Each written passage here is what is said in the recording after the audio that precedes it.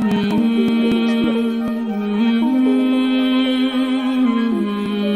आवाज आ रही थी?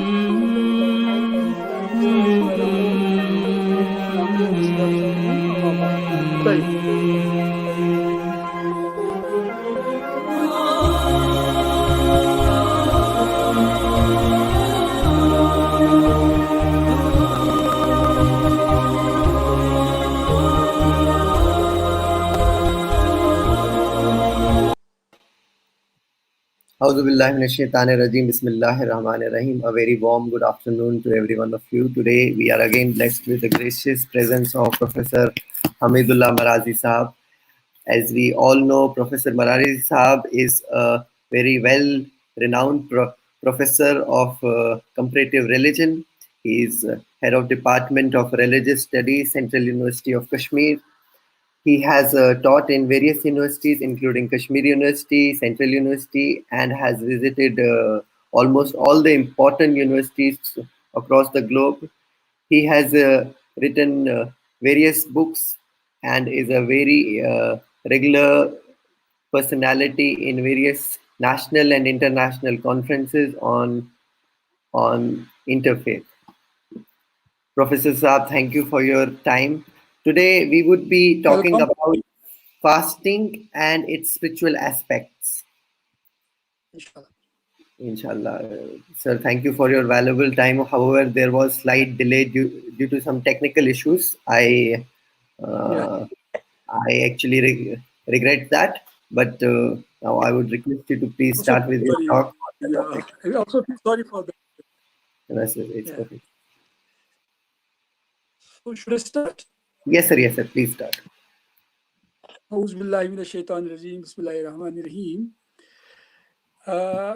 Dear friends, let me talk about charity.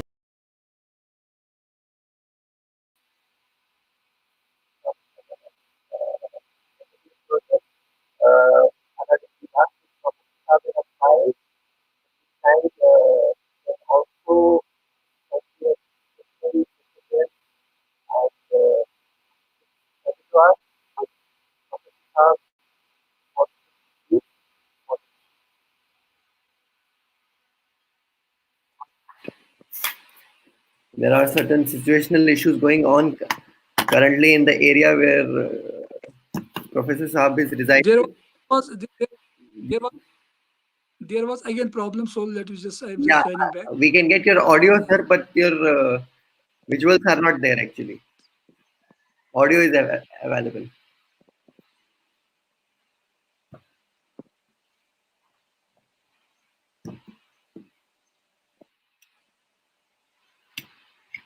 Hello? Yes, sir. Yes, sir. Sir, I can get your audio. We can get your audio, but video is not there.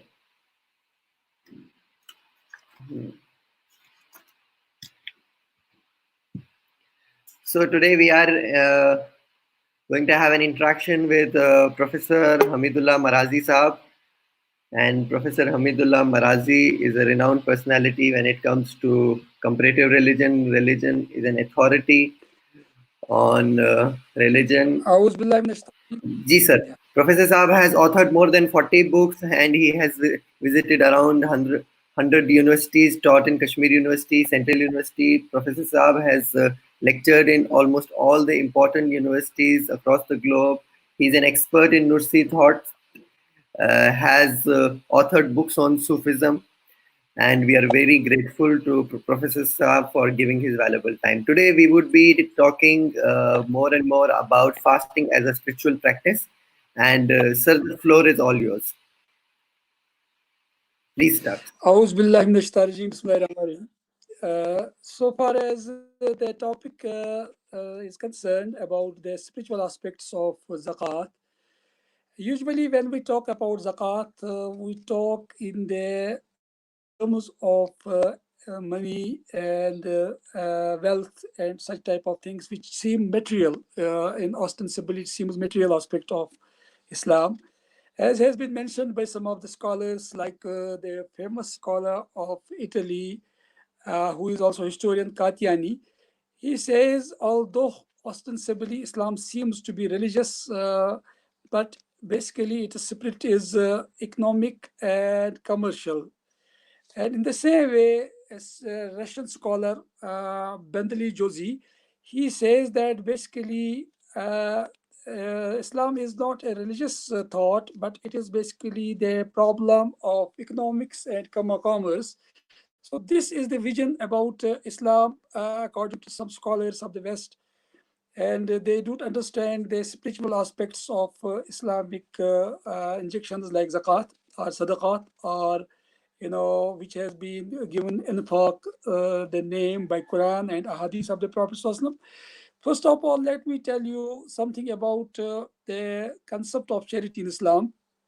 So there are three terms which have been used.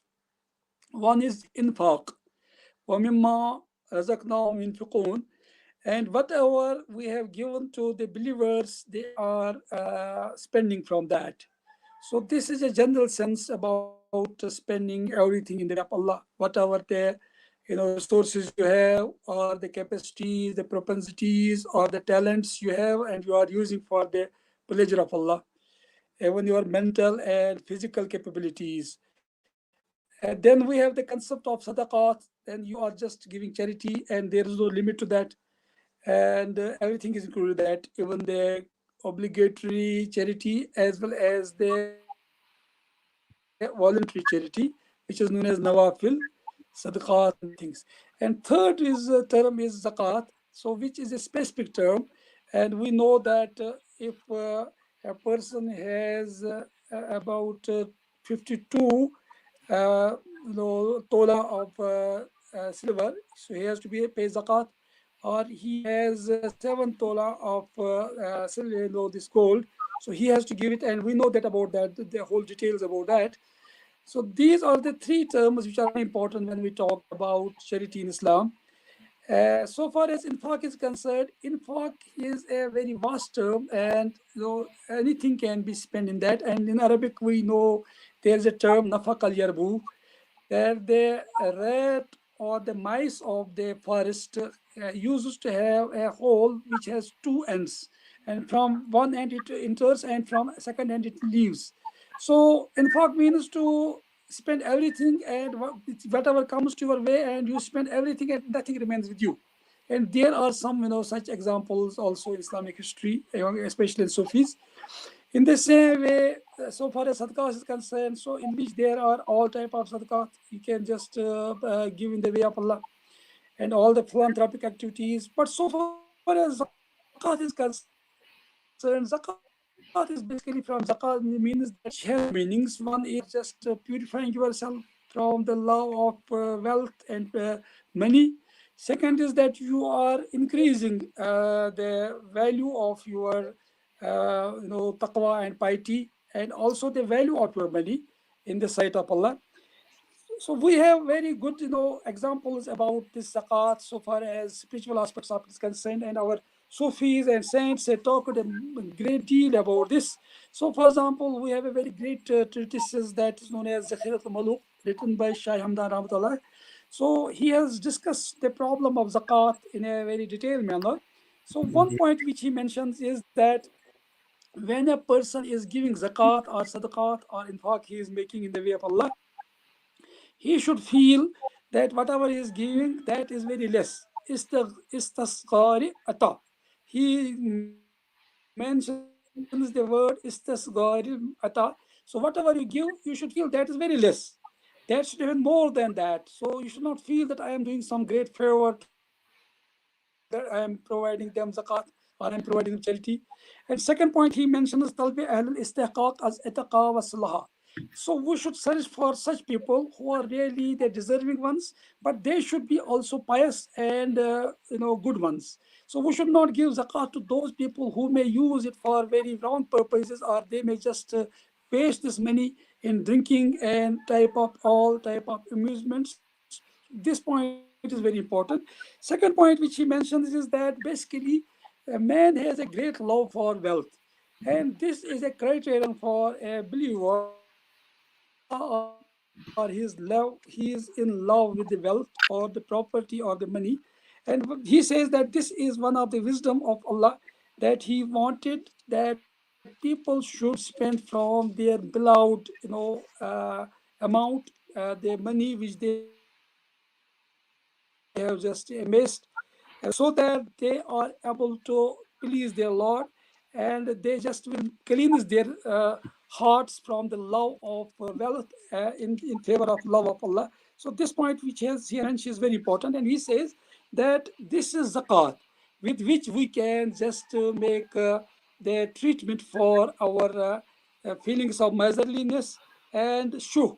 And then he quotes a Quranic verse, وَمَنْ يُوقُ الشُّحَّ نَفْسِهِ فَأُولَٰئِكَ هُمُ الْمُفْلِحُونَ. The people who don't have love of their, interested things which are very, dear to their heart, so they are the people who will be getting their success in life hereafter and in this world as well.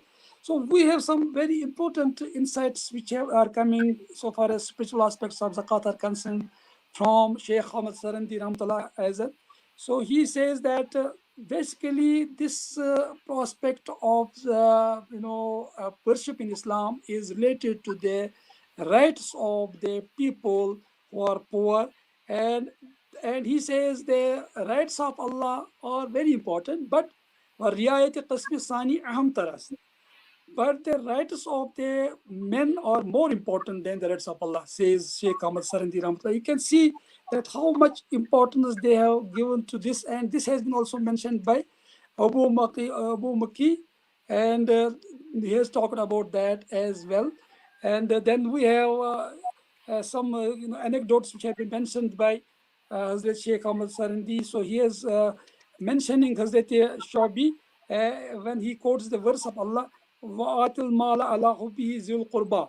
So these people who are the believers, they are giving property or wealth in the way of Allah because of His love of Allah. So they don't have love of money that much as they have the love of Allah, and they're spending money for the pleasure of Allah and because of the love of Allah. And the love of money is not superseding the love of Allah in their hearts. Need is not there. And then the verses we have, وَمَمَّا رَزَقْنَاهُمْ يُنْفِقُونَ, and whatever Allah has given them, they are spending in that. Now, there is a very interesting thing. For example, a person who has been given wealth or property, so these are some they are also bringing some responsibilities with them.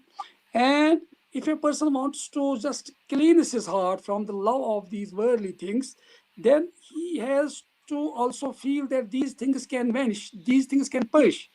And because in the world, things and revolutions take place, problems are just emerging every day, and there are so many, there are so many upheavals of history, and there is decline and there is fall, and everything is changing. And but if a person is having love of Allah, he will just spend his wealth as early as possible, because he doesn't know when this wealth will be taken away from him, because basically this is given to him by Allah.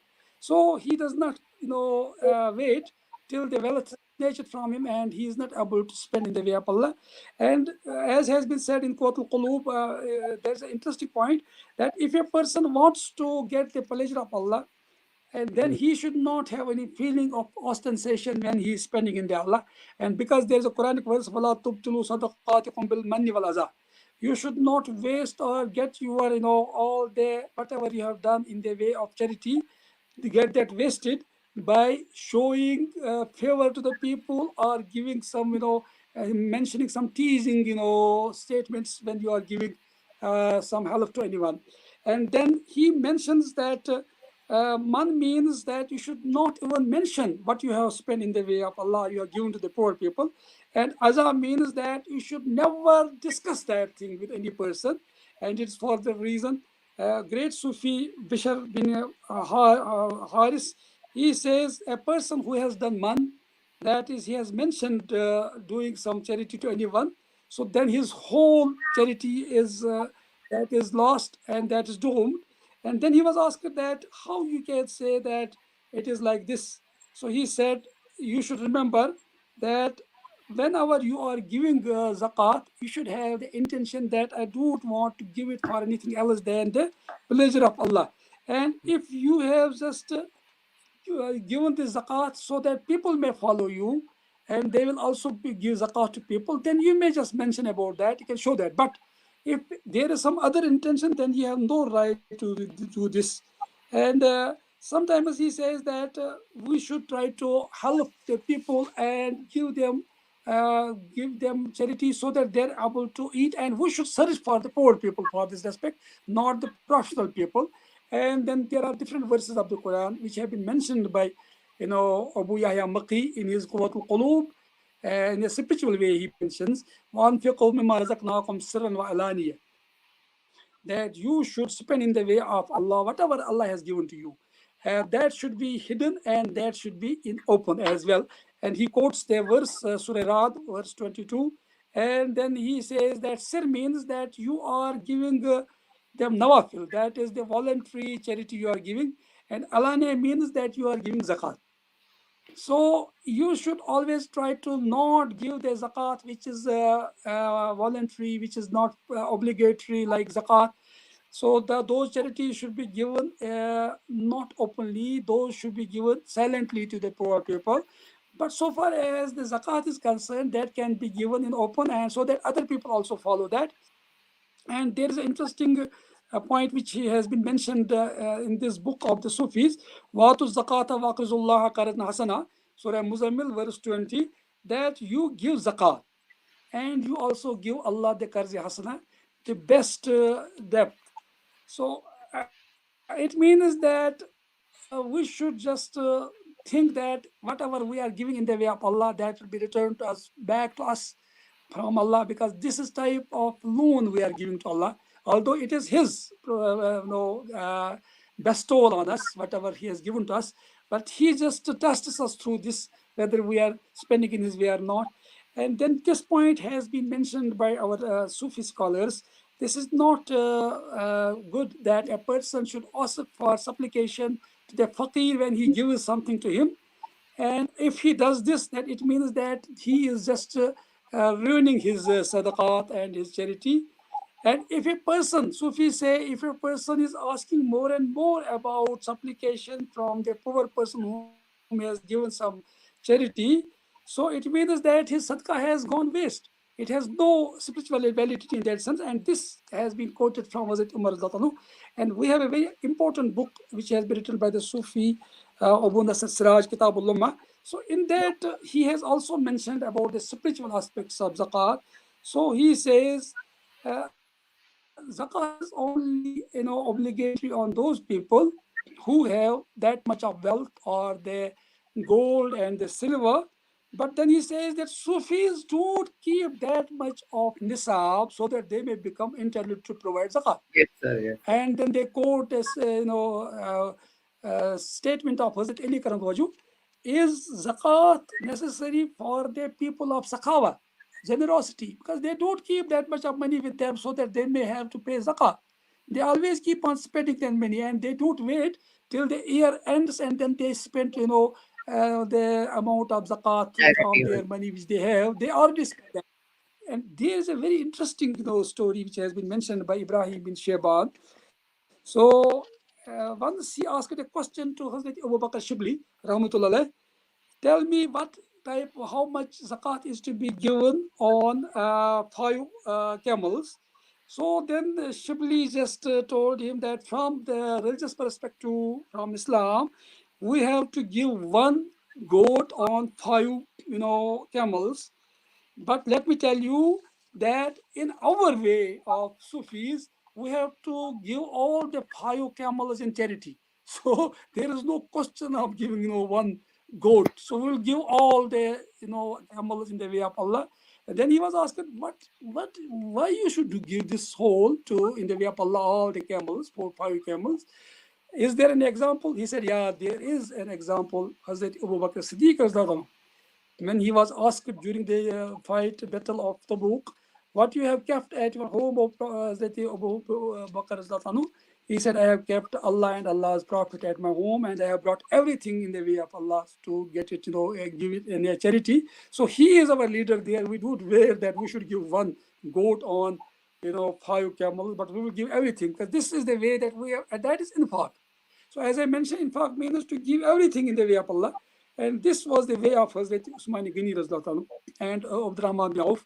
And they were the most rich people, and they used to spend everything in the way of Allah. There's a very interesting story that at one time there was famine in Medina.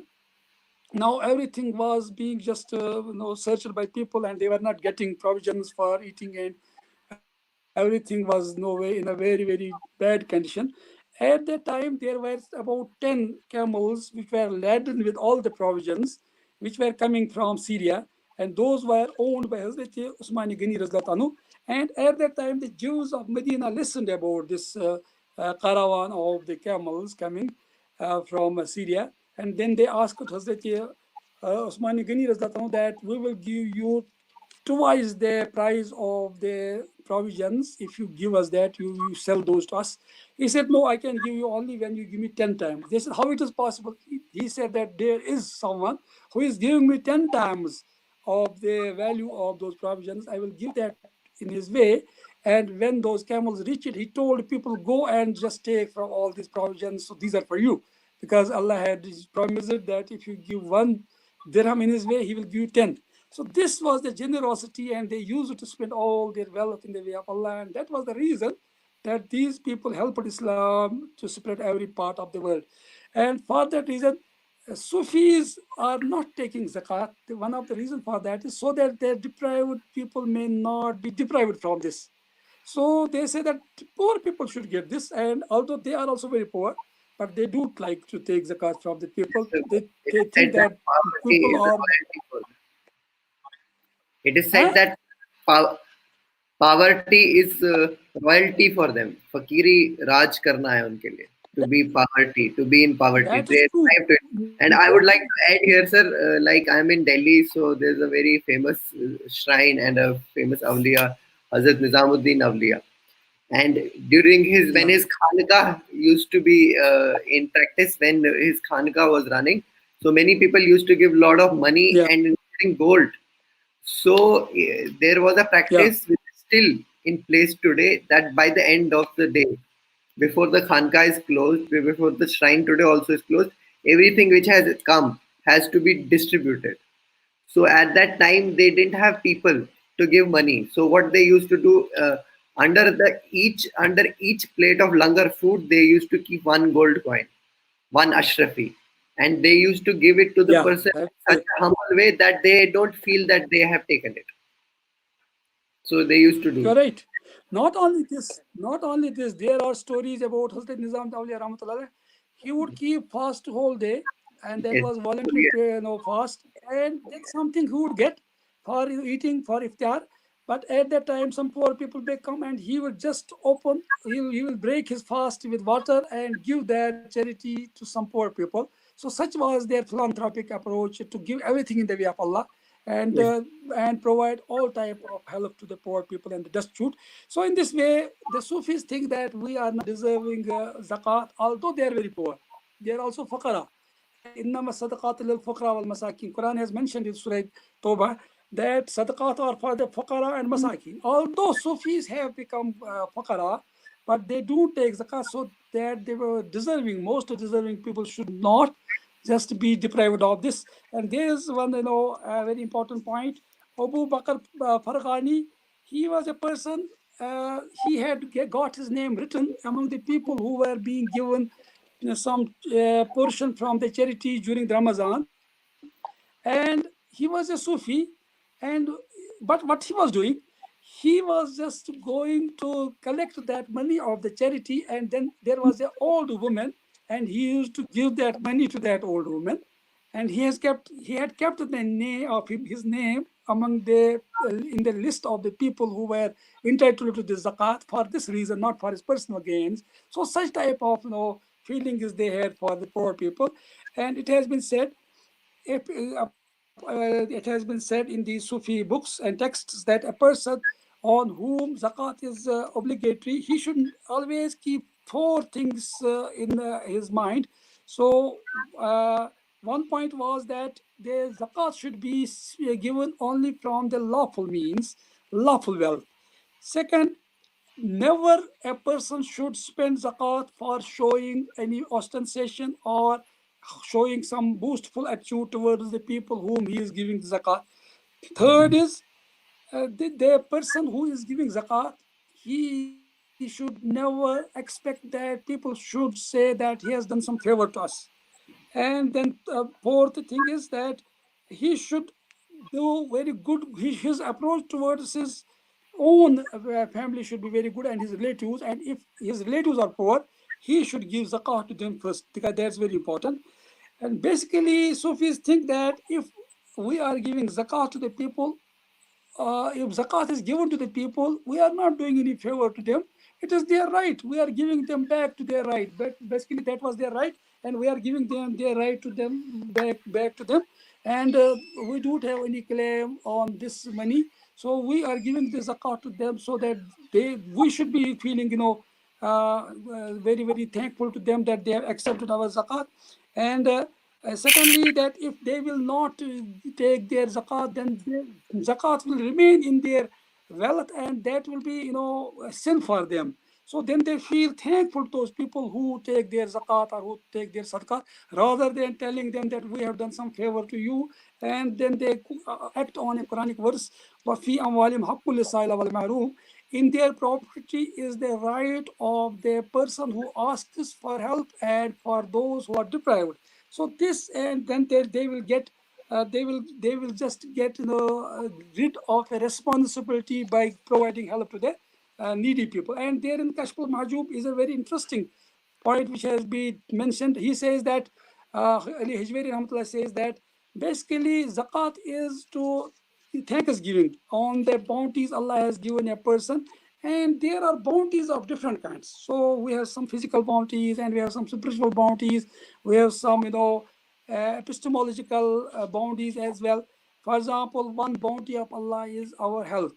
So the zakat of our health is to always perform worship of Allah and keep our body busy with all type of acts of worship. So this has been mentioned by Ali Hujwari Rahmatullah, and now Hujjatullah Baliga Shahullah Dahlevi.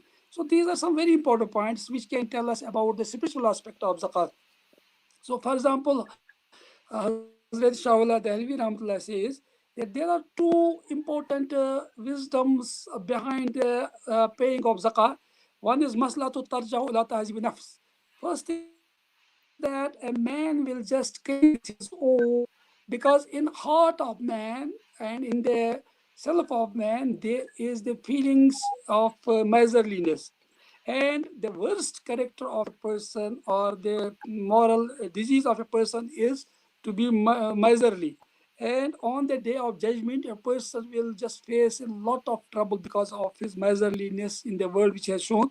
And when a person who is miser is dies, so at that time his heart is attached to the wealth which he had left behind, and this becomes a type of scourge and punishment and penalty for him. But when he pays in the way of Allah, then this scourge is taken away from him. And in the way, if a person is becoming habitual to pay zakat, pay off zakat, then this, evil trait or this vice is taken away from himself, and then it becomes good for him to pay zakat in the way of Allah. And then best thing in the sight of Allah is sakhawa, that is generosity. And the worst thing in the sight of Allah is bukhl, that is miserliness. And if a person remains away from these type of vices, and then it means that he is trying to control his bishal self. That is, as has been mentioned by Shahullah Dalvi, we have two selves. One material world, that's Almi Malkut, and second is we have access to the Almi Malkut,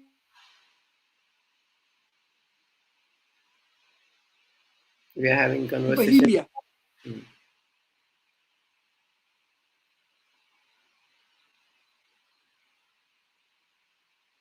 No, Those idyllic world, our vices.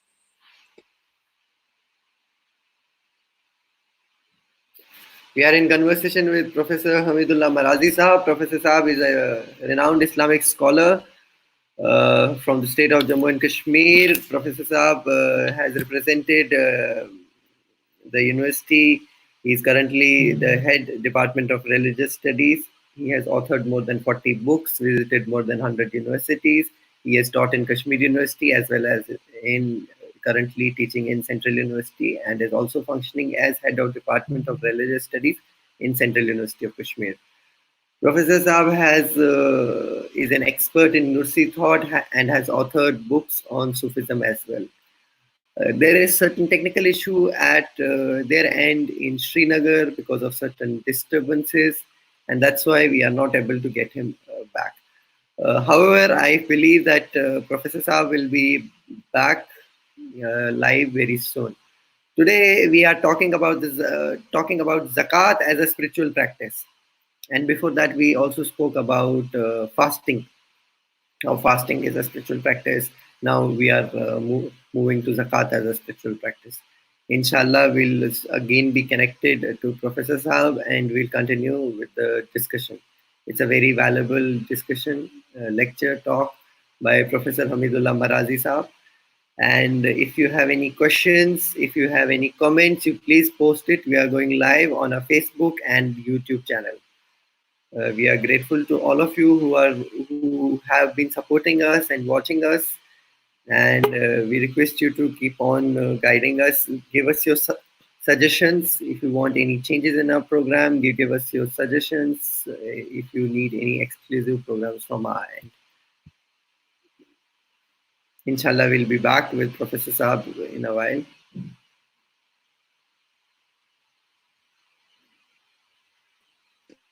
There's some technical issue going on today in Srinagar, and yes, I am audible, huh? You? you are. Yes, sir. Please continue. Should I continue? Yeah. So Continue, sir. Continue, sir. this was something very important which has been mentioned by Shahullah Dehlvi Rahmatullah. So he says self by providing zakat to the poor people because this relates to our heart, and miserliness is the worst enemy of a rich, good person, and the generosity is the best quality which is liked by Allah. And one point which he mentions is that when we provide zakat and we provide charity, so our angelic feelings are becoming dominant on the bishal feelings, and then we just are ready to accept the commands of Allah, and we become colored in the color of Allah. Subgatullah yuman asulullahi subga. So this is a very important point which he has mentioned. And then he says, because to spend in the way of Allah or spend your money which you like, innahu lahubbi khairil shadid, as Quran says, man has the great love for money, and people kill for each other for money. Brothers kill each other, and relatives, they fight with each other for money, and this becomes the boon of contest among the people, contestation. So, but when a man is able to spend in the way of Allah by zakat and sadaqat, so then he is relieved of this trait of miserliness. and and then he quotes the Quranic verse, "Lam nakum minal musallin, walam nakun nut'imut muskin, wa kunna nukhusu ma'al khaizi." So we were not among those people who were offering prayers, and those people who were making the poor people to eat from their resources, and we were always busy in making fun of Islam and Muslims. So this will be the reply of those people who will be the devilers of hell, who will be in the hell. So they will give one reason why they are in hell, because they were not offering prayers, and they were not making the poor people, the deprived people to eat, and they were just wasting their time in gossips. And then one point which has been mentioned by Sufis is that when a person is spending in the way of Allah, that's ilham from Allah. So when he gets ilham to spend in the way of Allah, so that becomes connection with God, and then in this way, then he is spending his wealth in the way of Allah, and it makes him very close to Allah. And Imam Ghazali has said a very important point so far as spiritual aspect of zakat are concerned. He said the people who are rich, they should search for those people in their mohallas, in their villages, who are really poor, and but they are very very religiously minded people, and who are also noble, and they should try to not help those people who are after people who have become the professional beggars. Rather than we have to help those people, we have to search for them who are living in the villages or the mohallas, and we should go after them, searching for them, although they may not be begging in public. And the people who are begging in the public, we should not encourage them, and we should search for those people who are just trying to, you know, be away from the gaze of the people and are not people like anything. And it is not only that a person, if he gives zakat, the only purpose of that is that we are helping the poor people. No, there is some reason for that. Allah has provided some people with wealth and other people made poor. So now Allah wants that the rich people should share their resources with the poor people, so that the tranquility of heart of both will be there. People will just spend wealth, and then they will feel some feelings of philanthropy towards the poor people and love towards the poor people, and poor people will feel that we have been not deprived and they have helped us. And a type of a good atmosphere will be created by these all type of activities.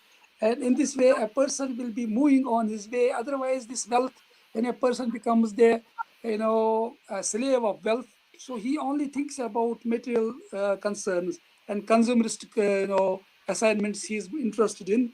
His approach is consumeristic, and then he never cares for anyone. But when you are ready to spend your money through zakat, sadaqat, infaq, whatever you may call it, and then you are just treading the path, and your wealth is not becoming a hurdle in your way towards Allah. Because otherwise, this love of wealth makes you to stop there and leave everything else and don't offer whatever are the rights of the people and rights of Allah in your wealth. So this is a type of spiritual training, and then you get a great solace, and you get the supplications of the people, although you do demand for that. And in this way, a tranquil society and a peaceful society, and a society where there are fellow feelings, and where no one sleeps empty belly, and everyone is eating, and everyone is just enjoying life, whatever are minimum requirements of life. And in this way, love and peace and tranquility and solace is prevailing, and a type of philanthropic society is emerging. And in this way, we have a very harmonious relationships among the people. After mentioning all these statements of the great Sufis of the world and Quranic verses in the Hadith, we can say that basically everything in Islam is spiritually rooted. Even the matters which pertain to world, which pertain to wealth, which pertain to business, and such type of matters relating to accounting, those also can be a spiritual experience if a person performs them according to the laws of Allah. And nothing has to be become the hurdle in the way of man towards the journey towards Allah. And he should not make wealth his ma'bud, as has been said in one of the hadiths of the Prophet ﷺ. A person who is worshipping dirham and dinar is ruined, is doomed. Taisa Abdu Darahim, or Kamakal. A person who is worshipping his wealth, he is doomed. He is doomed.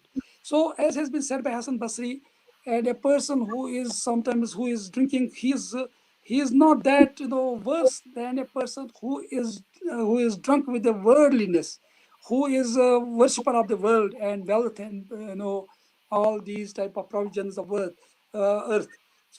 So this is the love of the world becomes rival of God in the way of pleasure of God. So Sufis and the Muslims, they cultivate the love of heart, love of Allah in their hearts, and then they pass and move ahead towards Allah. And the Sufis, they don't keep that much wealth so that they may become sahib in this house. And there is a very interesting story of Hazrat Junaid Baghdadi rahmatullah. Once a rich man came to him and he gave him 500 dinars.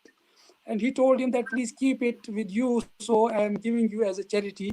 So Junaid Baghdadi asked him, have you more wealth than this? This is a lot of wealth. And he said, do you deserve that you should get more? He said, yeah. Junaid Baghdadi returned those 500 dinars to him and said, I don't have anything, but I don't desire anything. You have more, you need more. Please keep it with you. I do need.